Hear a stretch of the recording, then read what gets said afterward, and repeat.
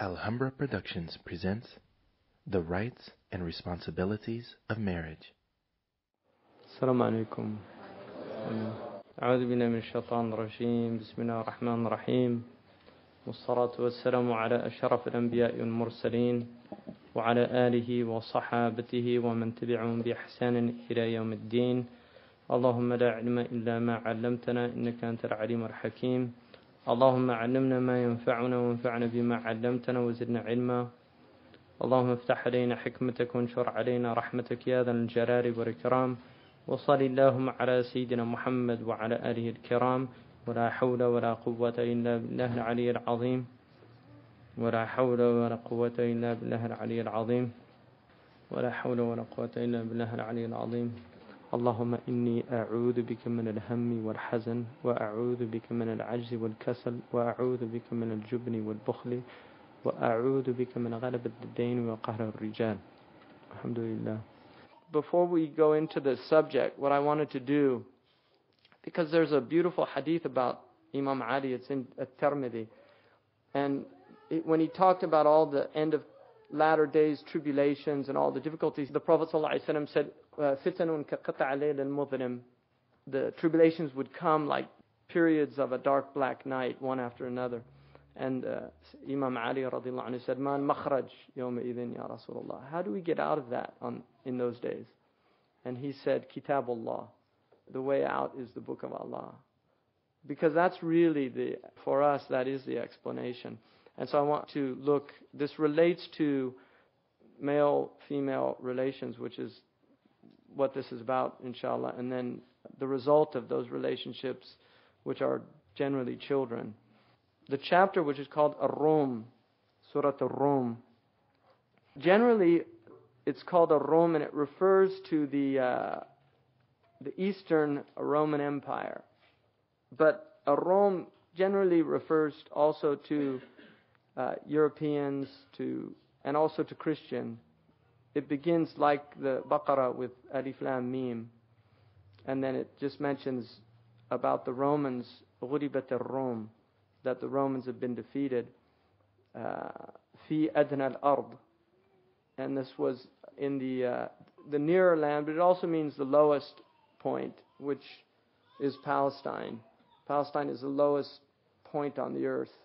Geographically, it literally is the lowest point on the earth, which is one of the meanings of that verse. And then it's remarked that within 10 years, Allah is the command in the former case, and in the latter, in that day believers will rejoice, which was also the victory that the Prophet ﷺ was given on the same day. So this is one of the ghaibiyat of the Quran. The victory that the Prophet ﷺ had on that day when he defeated the polytheists also occurred on the same day that the Romans regained the upper hand against the Persians. So the believers rejoiced, one, because the Quran was true for them, but also because the victory came on the same day. And then it says, He helps to victory whom He wills, which is interesting also, because one of the things about يَنْصُرُ مَنْ يَشَاءُ, that Allah gives victory to whomever He pleases. يَعِزُّ مَنْ يَشَاءُ وَيُذِلُّ مَنْ يَشَاءُ. He gives victory to whomever He pleases, and He abases whomever He pleases. And if you look historically in the Islamic history, there are many periods where the Muslims were defeated quite radically. And certainly the Tartar period is an incredible period. But after Genghis Khan comes down with his hordes and overwhelms the Muslims in Iraq and Persia and all those areas, Tamerlane, Timur Lenk, becomes Muslim. So by one generation, they become Muslim. And it's interesting because they actually revived Islam. They become revivers of Islam. So they conquered the Muslims, but then they actually become Muslims. And when they came in, nobody did what they did. Ibn Athir said, who was one of the great historians of Islam, from the beginning of time until the present day, there has never been a greater scourge on earth that there was of the Mughals. And he saw it. He saw what they did. But that was his opinion as a historian. that never in the history of human civilization had there been a worse scourge. I mean, they went in and massacred everybody. The Euphrates River ran black from ink because they dumped millions of books. I mean, a lot of the books of Islam disappeared during that time. Imam Malik had several books that are gone. He had a book on astronomy, Imam Malik. And then it says, it is a promise of Allah and Allah does not break His promise. وَعْدَ اللَّهِ لَا يُخْلِفَ اللَّهُ وَعْدَهُ وَلَكِنَّ أَكْثَرَ النَّاسِ لَا يَعْلَمُونَ, which is a really important motif in the Quran that occurs again and again. Most people don't know, which is another really important thing to keep into consideration, that from a Quranic understanding, most people really don't know what's going on, neither in the web or the weaver of the web. People just don't know what's going on. Most people, the life is so short that they really can't work out what's going on. And that's the beauty of Revelation, is that you have this opportunity. The Torah, the Injil, and then the Quran gave the people who received those revelations, gave them the opportunity to really see reality as it was. I mean, that's what this is. It's a blueprint to that. Now, this next verse is really interesting in relation to Ar-Rum, because it says, يَعْلَمُونَ ظَاهِرًا مِنَ الْحَيَاةِ الدُّنْيَا وَهُمْ عَنِ الْآخِرَةِ هُمْ غَافِلُونَ. They know about the outward of the world, but they've forgotten about the other side of this world, which is the mirror image of this world, which is Akhirah. So this is Ula, and then there's Akhirah. This is the first, and then there's the second. Right? We come into this world, and we're here for this short period of time, and there's a reminder here that you can get lost in the Zahir. يَعْلَمُونَ ظَاهِرًا. See, so you start looking at that web, and the web is so intricate that you can spend your entire life just looking at the web and trying to work out how the web works, and forget about the source of the whole thing, of where it all comes from, and then what it's pointing to, because the web is pointing to the weaver of the web, right? The spider. When you see the web, there's a spider nearby. And the world is also pointing and indicating something, which is that there is a force behind all of this, and if you forget that, then you've forgotten the whole point of the thing. But because of the power of the world and coming into the world, it's very easy to forget, by the nature of the world, that we get so caught up in the world that we forget that not only are we in-time temporal creatures, we're moving out of this world into another world. And one of the things that years ago, Murabt al-Hajj, when I was leaving Tuamrat, he told me, he said, as you move towards Kamur, which is the town that you get the car from, he said, every step you make towards that is a step closer to your destination and a step further away from where you've left. And he said, and that's what the world is like. Right? Every breath you take is a breath closer to your ultimate destination, which is to leave the world. And on the escalator, I was on that escalator. I've told people this, but it was really interesting. I was with Sheikh Abdullah, and we were on this escalator in the airport. And it was the first time we'd ever been on an escalator. And we were sitting there moving along. And he said, Subhanallah, this is just like the world. You think you're stationary, but you're moving. And then when we came up to the end of it, there was a sign, and it said, beware, the end comes abruptly. So I translated the sign for him, and he just said, Subhanallah. So that's the thing about whenever you get on an escalator, just remember that that's what the world is like. And the thing about being in a boat is you'll often hear people say, it's so nice to watch these things pass by, right? That's their perspective. But they're not passing by. You're passing by. They're all staying where they are. But that's the illusion. It's that parallax view that you fall into because of the nature of distances. So knowing this world, according to our tradition, is that when you die, the only thing you remember are things related to the Akhirah. All of your knowledge that you learned in the world is forgotten on your death. except what you learn that benefits you in the akhirah. All the worldly knowledge goes. And that's something to think about. And then right after that, أَوَلَمْ يَتَفَكَّرُوا فِي أَنفُسِهِمْ. Don't they think about themselves? Don't they reflect on the nature of the nafs? مَا خَلَقَ اللَّهُ السَّمَاوَاتِ وَالْأَرْضِ وَمَا بَيْنَهُمَا إِلَّا بِالْحَقِّ.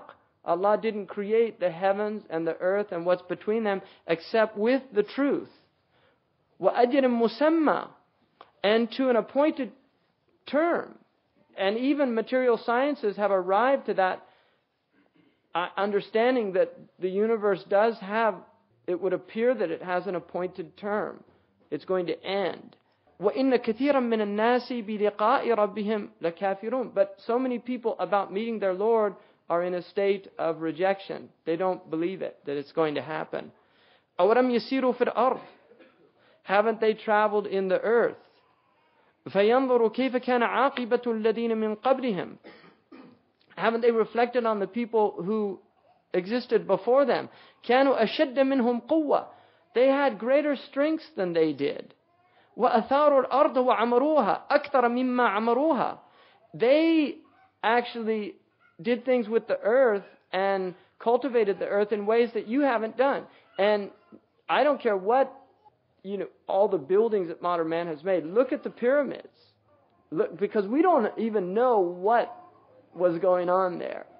People don't really know what the pyramid... look at these places around the world and reflect on this idea, and then look at the flimsiness of modern civilization. How easy it is to just disappear. Because, an atomic bomb could obviously destroy, but...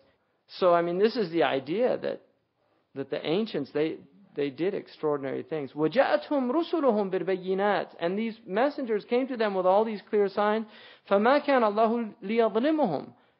So it was not Allah who was oppressing them.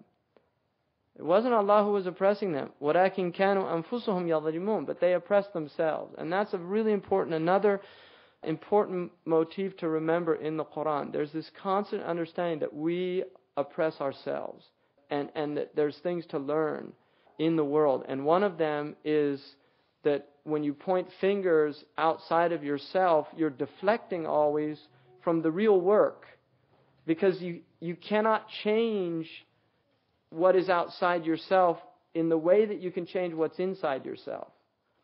ثُمَّ كَانَ عَاقِبَةَ الَّذِينَ أَسَاءُوا السُّوءَ.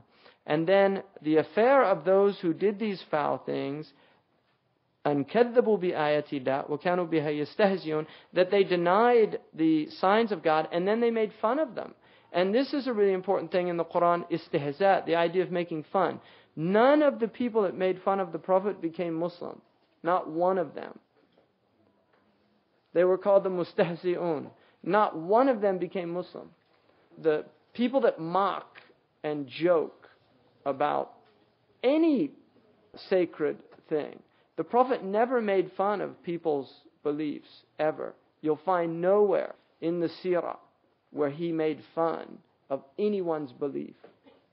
When he saw people that were worshiping idols, he felt compassion.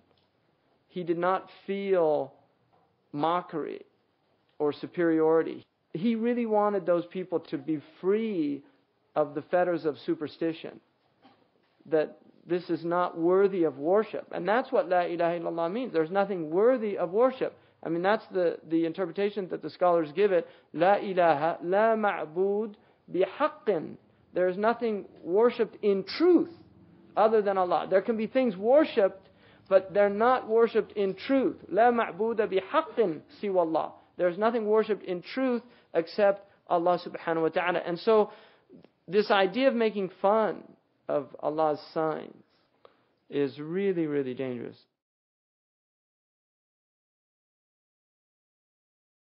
And then Allah says, Allahu yabda'ul khalq thumma yu'iduhu thumma ilayhi turja'un. He begins creation and then He recreates it. So the recreation of the world. Thumma ilayhi turja'un. And you return to Him. So look at creation. What we're being told there is if you look at the world, you'll see that there's creation and then there's recreation. And what that should indicate to you, ulul albab, people who think about this, is that you too have been created and you too will be recreated. So just like you see these hills not that long ago and they were all barren, and now they're all green, like they were last year. So they've been brought back to life after dying. وَيَوْمَ تَقُومُ السَّاعَةُ, and when the day when this moment really here it means, sa'a is not really the hour, it means the moment. Right, sa'a, because, qama min sa'atihi in Arabic, he got up immediately.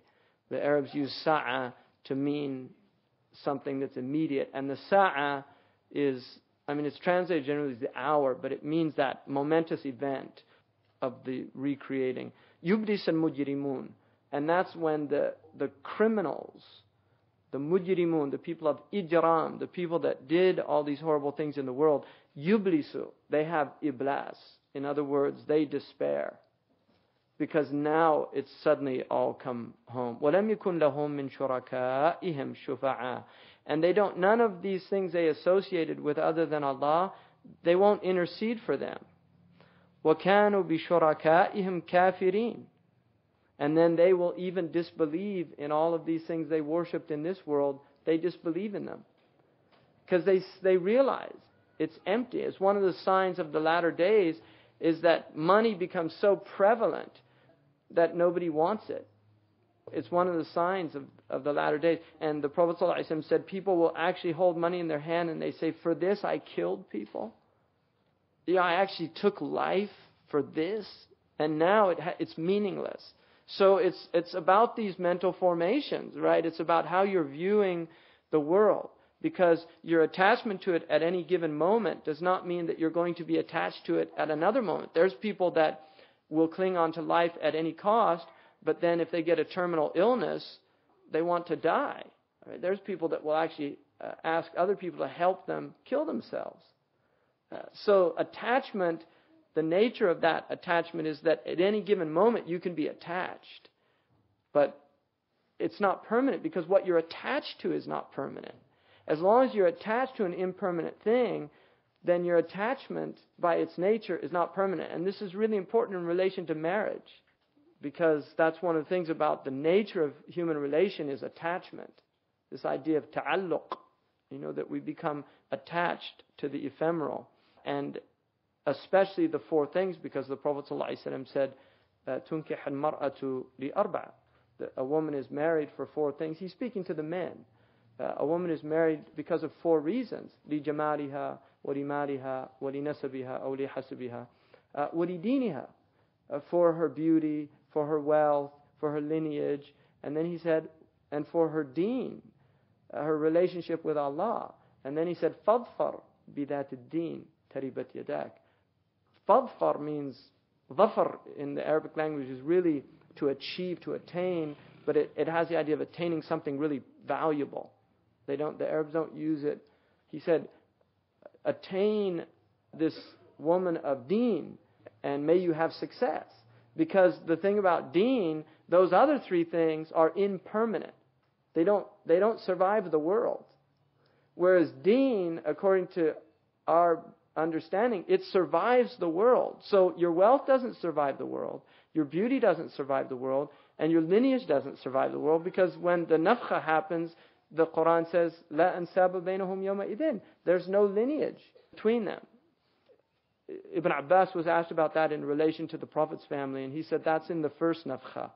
In the second nafkha, then when the intercession happens, there is benefit in that, because people have intercession. And obviously the Prophet ﷺ is the first and foremost. And then it says, وَيَوْمَ تَقُمَ السَّاعَةُ يَوْمَئِذٍ يَتَفَرَّقُونَ. And the day when this momentous event occurs, on that day, they will be sundered. They will be dispersed into groups. There's no unity then. So the thing about the nature of this world is the group mentality, what Ibn Khaldun called the asabiyah. That every group has this idea of asabiyah, that I'm part of a people, and you hold on to that pride, the tribal mentality, which Islam really came to remove that idea of, it doesn't mean to reject the people, to reject the clan, but it means not to see the clan as your ultimate reality, because the clan is incidental to your true nature. The Ethiopian cannot change his color and the leopard cannot change his spots, like the Bible says. Is that the outward, it's only incidental to you. And as long as you're in the world, that's part of your reality. But if you make that your ultimate, if you identify yourself by this outward form, then you're in a state of delusion. And that's why the Prophet ﷺ said that somebody asked him about asabiyya. And he said, it is to tu'inu qawmaka ala dhulm. It is to help your people do wrong. That's what's prohibited. In other words, it's not prohibited to help them do good. And it's also not prohibited to be concerned about your people first and foremost, because they're your people, and that's important. And Allah made that for a reason. So you should have a concern about your clan or your family. Al-aqrabun awla bin ma'ruf. Those closest to you have more right to your good than those in a distance. So there's nothing wrong with that. But the asabiyya is that when your clan overrides your principles. That's what is being condemned in Islam, is that tribalism. So that's all over. People will come even to their parents. Nafsi, nafsi. That's all over. So in this world, that plays a very important role. And you can see how just in socioeconomic stratification in societies, how important, even in this culture, which might not be as severe as other cultures, because there's a kind of upward mobility, right? In some cultures, there's no upward mobility. You're stuck. In this culture, there's an upward mobility, but you can see that what you're born into, how much of an impact that's going to have on your success in the world. So to be born white in this country is an advantage, just by the mere fact that you were born with a different skin color. That's an advantage. So those things happen in this world, but in the next world, all of that has no relevancy. People are stripped of that reality. And they used it, those people that used it for wrong in this world, it's a grievous day, because they can't rectify those wrongs with it. They can't go to those, their shuraka. They can't go to all those people that they were manipulating, or their false idols, because that is an idol. I mean, the difference they say between the savage and the civilized is the savage, his idols are made of wood and stone, but the civilized, his idols are made of flesh and blood. The real difference is that the idols haven't changed. They're still idols, but it's just the form changes. And then he says, as for those who disbelieved and denied our revelation, denied the meeting of the hereafter, such will be brought to this adhab, this state of total alienation and distress. So then what happens is, فَسُبْحَانَ اللَّهِ حِينَ تُمْسُونَ وَحِينَ تُصْبِحُونَ. So glory to Allah. And subhana is nizzah. It is to declare the transcendence of your Lord over and above anything in creation. So don't reject the idea that the web has anything to do with reality. Reject that idea. And then it says, حِينَ تُمْسُونَ وَحِينَ تُصْبِحُونَ.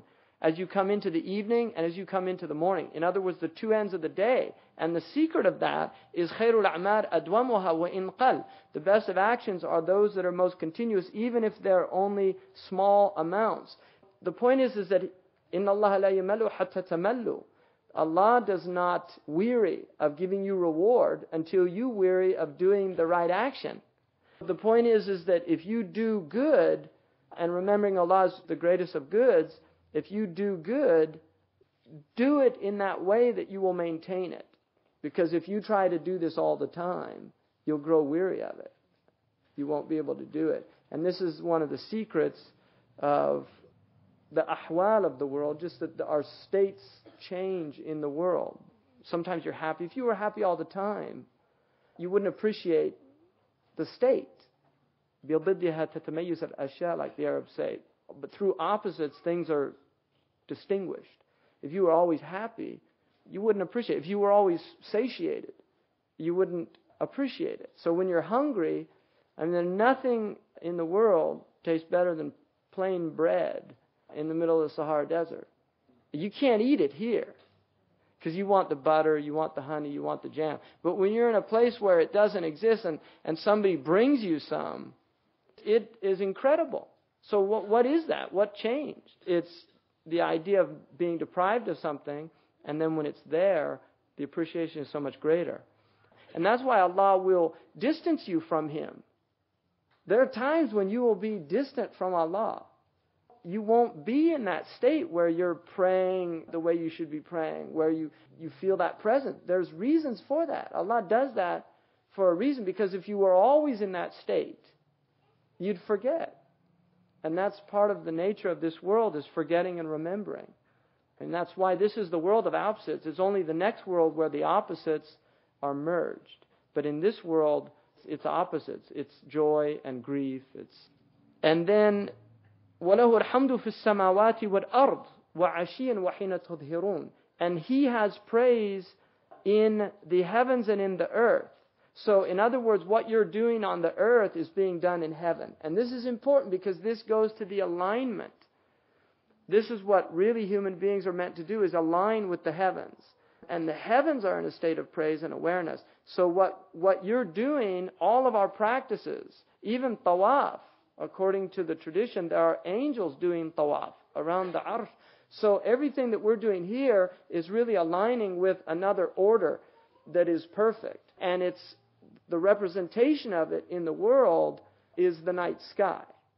Right? That is the representation, because the order that you see in the night sky, and I'm talking about not looking into the telescopes, but just experiencing it with the human eye and observing that order, that's what's happening. That's why the sun never changes. If you have a prayer schedule here for the entire year, I guarantee you can use it next year and the year after and the year after. It's not going to change. As long as you're alive, the prayer schedule that you got that has those prayer times, even though they change every day, they change by minutes every single day, they return back to where they started. And that's the nature of the heavenly order. So this alignment of doing in the earth what is done in the heavens. Then يُخْرِجُ الْحَيَّ مِنَ الْمَيِّتِ. That's what this chapter, so much of this is about. And this is the emphasis of the Quran. He brings from the living death. He brings death from life. This is what Allah is doing. He's bringing death from life. وَيُخْرِجُ الْمَيِّتِ مِنَ الْحَيِّ. And He brings life from death. These opposites are happening constantly in the world. Things are alive and they go into death and decay and death. And then things are dead and decayed and they're brought back to life. And then وَيُحْيِي الْأَرْضَ بَعْدَ مَوْتِهَا. And He brings the earth back to life after it had died. وَكَذَلِكَ تُخْرَجُونَ. And you will also be brought forth like that. In other words, أَوَلَمْ يَتَفَكَّرُوا فِي أَنفُسِهِمْ. Haven't they thought about their own selves? Are they separate from the creation? Everything's happening around Him, right? يَبْدَأُ الْخَلْقُ ثُمَّ يُعِيدُهُ. He starts it and then He recreates it. So these are all, again, these signs. وَمِنْ آيَاتِهِ أَنْ خَلَقَكُم مِّن تُرَابٍ. Now here's where we get to this human phenomenon. وَمِنْ آيَاتِهِ. And from amongst His signs, وَمِنْ آيَاتِهِ أَنْ خَلَقَكُم مِّن تُرَابٍ. He created you from dust, from soil, turab. And Fakhruddin al-Razi, radiallahu anhu, what he says is, of all the things in the world, the thing that is furthest away from life is dust. So, أبعد الأشياء عن الإحياء. It's the thing most furthest from bringing to life. Because if you look at the world, you have mineral, vegetable, and animal. And the mineral is earth. And that's what we came out of. So we go through these processes. And the point of this is that is a sign of God. وَمِنْ آيَاتِ أَنْ خَلَقَكُم مِّن تُرَابٍ. He brought you out of earth. There's another verse that He He created you from water. And that is not in contradiction with this verse, because both are true. That He created us from water, min ma'in mahin, from this vile fluid, and also that He created us from earth, that our original creation was from the earth. And then this creation is all water. It's all about water. That's how we were brought to life. And even through vegetation, if you look, the process, earth is brought to life through water. Without water, there is no earth. There is no life on earth. And from that earth, we either eat animals or we eat vegetables. And animals and vegetables are almost entirely water. I mean, if you actually look at what they're composed of, the majority of the vegetable is water. And animal life is about 70% water. So it's still water which is bringing us to life. And then He says, ثُمَّ إِذَا أَنْتُمْ بَشَرٌ. And then suddenly, أَنْتُمْ بَشَرٌ. Now, the suddenly here is this تَنْتَشِرُونَ, that suddenly you're everywhere. We were created from two human beings. Everybody on the earth goes back to the primordial soul, and from that primordial soul came the dyadic, the two souls, and then from those two came all the myriad and diverse peoples walking the earth. So this is the sign that Allah is saying. وَمِنْ آيَاتِ أَنْ خَلَقَ لَكُم مِّنْ أَنفُسِكُمْ أَزْوَاجًا. And then from amongst His signs is that He created for you, مِنْ أَنفُسِكُمْ, from your own selves, mates. If you look at the basis, the foundation of human life, is this X and Y, right? The male and the female component. And from that basic component, Allah has created these two. The female is XX and the male is XY. So from these chromosomes, Allah has given us mates from our own selves. In other words, that we are mixed. He said, النساء شقائق الرجال. Women are split from men. In other words, they're half of us. So we're matched in a way that Allah subhanahu wa ta'ala determined. And that's what He's saying, that He created from your own selves mates. لِتَسْكُنُوا إِلَيْهَا.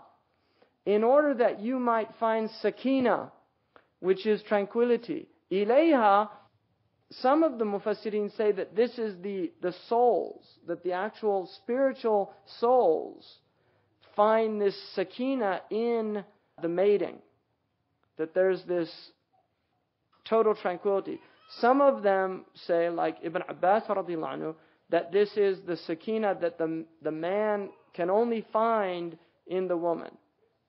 That ultimately we need this mate in order for us to find this sakina, to get this tranquility, and vice versa. This completes CD number 1. And vice versa. This begins CD number 2. Now it's interesting that the word in Arabic for home is maskan, which is the place of sakina. And sakana means, you have harakat and sakanat. You have movements and stillness. And sakana is stillness. So sakana means to become still. Sakanat jawarihuhu. All of his limbs became still. Like in the prayer, it says that the Prophet ﷺ, when he made his takbir, then all of his limbs sakanat. They became still. So sakina is about stillness. It's about tranquility.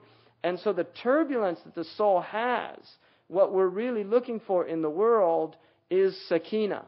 And this is what in the Hebrews call Shekinah. That was what was in the ark.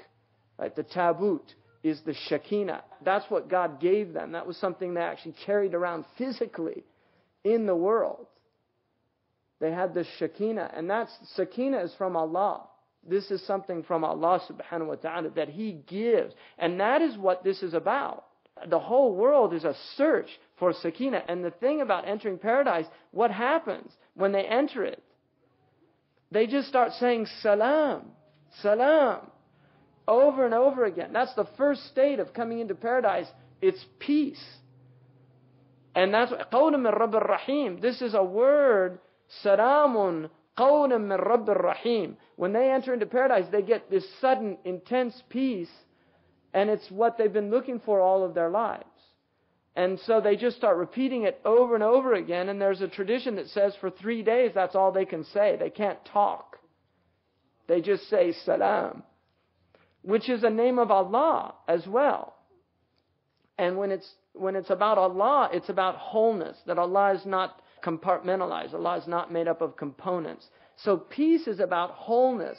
So as long as you're in the world, you're in the realm of separation. And the thing about a male and a female, when they come together, there's a wholeness that's achieved. And this is why there's a sakina that occurs at the physical level. And that desire is there. It's a very intense desire that human beings have, this desire for wholeness. And that's why, because we've been split from each other, the coming together it's almost a taste of paradise. And that's what Imam al-Ghazali says, is that it's actually a taste of paradise. Because you're achieving that wholeness that you're lacking in your life. And that's what the mate does. I mean, that's what's supposed to. That's best case scenario. But that's also important too. All those problems are also important because you're not ever meant to be perfect here. Muslims have to give up the idea of achieving this perfect state here because Allah won't let it happen. Allah will not let that happen. As long as we're in the world, there's problems. That is the nature of the world. It will never change. It's always been like that. It will always be like that. What then becomes the challenge is how to respond accordingly to the difficulties of the world. That's the real challenge. The challenge is not eliminating the obstacles of the world, because you eliminate one and Allah brings others in its place. That is the nature of the world. But it's not meant to be torture either. I mean, we do a lot of mucking up that is unnecessary. And that has to do with rebellion and human nature also. This idea of creating from amongst you these لِتَسْكُنُوا إِلَيْهِ وَجَعَلَ بَيْنَكُمْ مَوَدَّةً وَرَحْمَةً. The fact that Allah has used two terms here. One of them is muwadda and the other is rahmah. Love and mercy. Because, one would think that you could just say muwadda, and one would think that you could say rahmah and it would be, but it's not the same. One of the commentators mentioned about this mawadda, which is really interesting to me, is he said the mawadda is the selfish component. That it's what you get out of the relationship, and the rahmah is what you put into the relationship. That's an early commentary. That the mawadda is what you get out of it. In other words, there's love. That's what you're getting from that person is the love. But the rahmah is the reciprocation. That's the mercy, because it's a punishment if there's only love on one side. That is an adab. I mean, that is punishment. When it's reciprocated, and that's what the rahmah is the reciprocation.